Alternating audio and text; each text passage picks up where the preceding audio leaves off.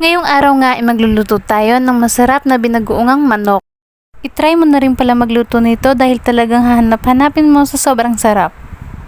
Dito nga ay hinugasan ko na ng mabuti yung ating 1 kilong manok.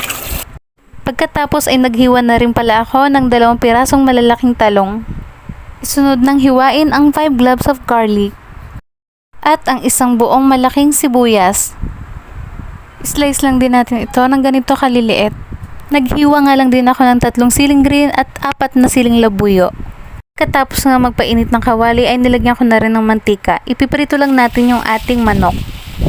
Sa isa nga natin itong iprito at kapag kulang naman sa mantika ay mag-add lang din tayo. Pagkatapos nga maluto ng kabila ay baliktarin lang natin ito para yung kabila naman yung maluto. At kapag medyo brownish na nga ay pwede na natin itong hanguin.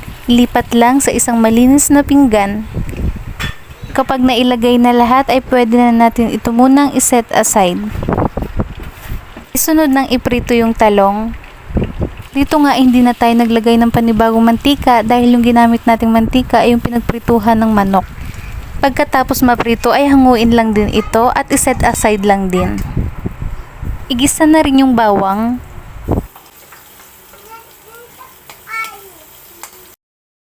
At hintayin lang itong mag-brownish.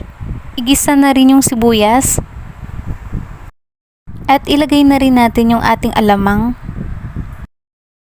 At ito nga yung magbibigay ng sarap at lasa ng ating binagoongang manok.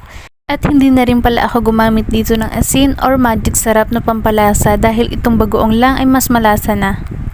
Halu-haluin nga lang natin ito hanggang sa maluto yung ating bagoong.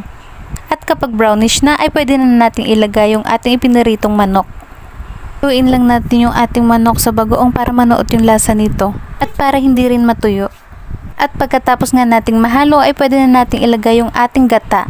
Gumamit nga lang pala ako dito ng Coco Mama fresh gata. Easy nga lang ito at hindi hassle tulad ng pagpiga-piga ng talagang gata.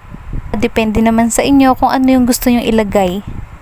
Dahil sabi nga daw ng iba, mas masarap yung fresh na gata kaysa sa Coco Mama. Pero para sa akin naman, parehas lang din silang masarap at parang parehas lang din naman silang gata. Wala namang pinagkaiba yung panlasa. Pagkatapos nga mapalambot yung karne sa gata, ay pwede na tayo mag-add ng sugar. Tansyahin lang din natin nalagay para hindi sobrang tamis. Ilagay na rin ang 1 sachet crushed pepper. Pagkatapos ng mahalo, ay pwede na nating ilagay yung ating talong. Magpatuloy lang sa paghahalo hanggang sa medyo maluto na yung ating talong. At kapag okay na, ay pwede na natin ilagay yung ating siling labuyo, yung ating siling green na haba. Mas pinasarap at pinaanghang ng ating siling green haba at ng ating siling labuyo, ang ating binagoongang manok. Makaraan ng ilang minuto ay luto na ang ating binagoongang manok. Tara kain po, wala na po tayong diet. Kapag ganito ba naman kasarap yung ulam natin, ay magda-diet po ba tayo? Siguradong mapaparami na naman tayo ng kanin nito. At yun lamang po, maraming salamat sa walang sawang panonood at wag na wag mo kakalimutan mag-follow kung bago ka lang sa ating video recipes para updated ka rin sa mga susunod pang recipes. Thank you so much again!